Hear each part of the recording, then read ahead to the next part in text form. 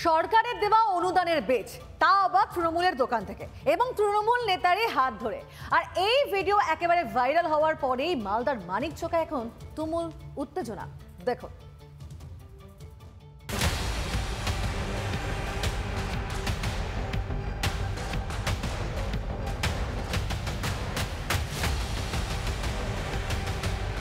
তৃণমূল নেতাদের হাত দিয়েই নাকি এভাবে সরকারি অনুদানের কলাই বীজ বিলি হয়েছে। না, কোনো সরকারি মঞ্চে নয়, শাসকেরই নেতার দোকান থেকে বলে অভিযোগ। মানিকচকের চৌকি মির্জাদপুর গ্রাম পঞ্চায়েতের কালিন্দ্রি এলাকায় এই ছবি ভাইরাল হয়েছে। এতেই সুর চড়িয়েছে বিরোধীরা। পঞ্চায়েত সমিতির প্রতিষ্ঠান থেকে দেওয়া উচিত, সেটা দেওয়া হচ্ছে কোথায় থেকে?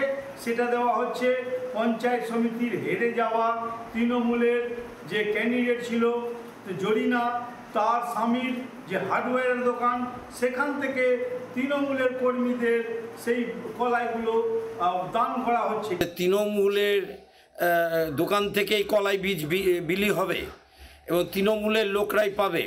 তৃণমূলের সৎ সাহস থাকলে মাস্টার রোল প্রকাশ্যে টাঙিয়ে দেবে।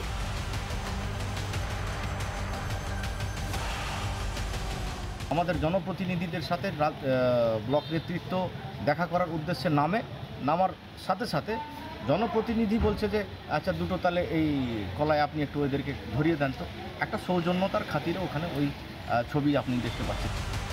তৃণমূলের জমানায় প্রশাসন এবং রাজনৈতিক দল মিলেমিশে গিয়েছে বলে বারবার অভিযোগ করেছে বিরোধীরা। সেই ট্র্যাডিশন যেন বজায় মানিকচকে। রিপাবলিক বাংলা।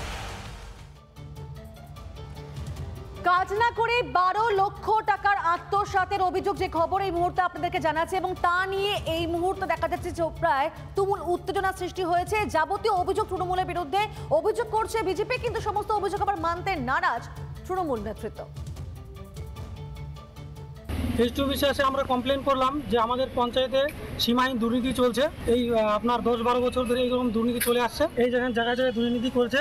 এই টাকাটা তুলে নিয়ে গেছে আনারুল হক, কিন্তু এই টাকা এখানে কাজ হয়নি। সেটা ভিত্তিহীন। ওটা দাসপাড়া বা মাইজেল 2 অঞ্চলের মন্ডল সভাপতি নিত্য পাল সম্ভবত, এটা ভিত্তিহীন।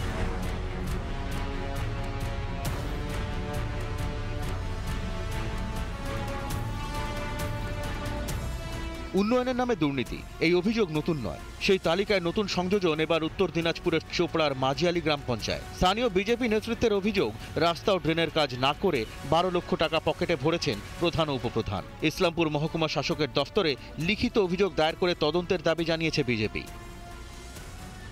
কি দুর্নীতি হয়েছে এলাকায়? নাকি রাস্তার কোনো কাজই করা হয়নি, বরঞ্চ টাকা তুলে নেওয়া হয়েছে। চোপড়ার বিজেপির পক্ষ থেকে দপ্তরে কিন্তু অভিযোগ করা হয়েছে 12 থেকে 13 লাখ টাকা হবে।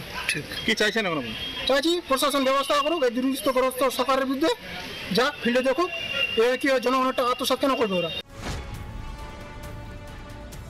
যারা গেছে ইসলামপুর কমপ্লেন করতে আমাদের বিরুদ্ধে, ওদের একটাই নেচার, ওরা আমাদের টিএমসি সরকারের উন্নয়ন দেখতে পারে না।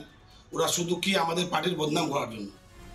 শাসকের বিরুদ্ধে দুর্নীতির অভিযোগ যা খণ্ডন করেছে তৃণমূল। এখন দেখার আদৌ নিরপেক্ষ তদন্ত করে কিনা প্রশাসন, নাকি ধামাচাপা পড়ে যায় পুরো বিষয়টি। রিপাবলিক বাংলা। নানা ধরনের কন্টেন্ট দেখার জন্য লাইক করুন, শেয়ার করুন আমাদের ফেসবুক পেজ, সাবস্ক্রাইব করুন আমাদের ইউটিউব চ্যানেল।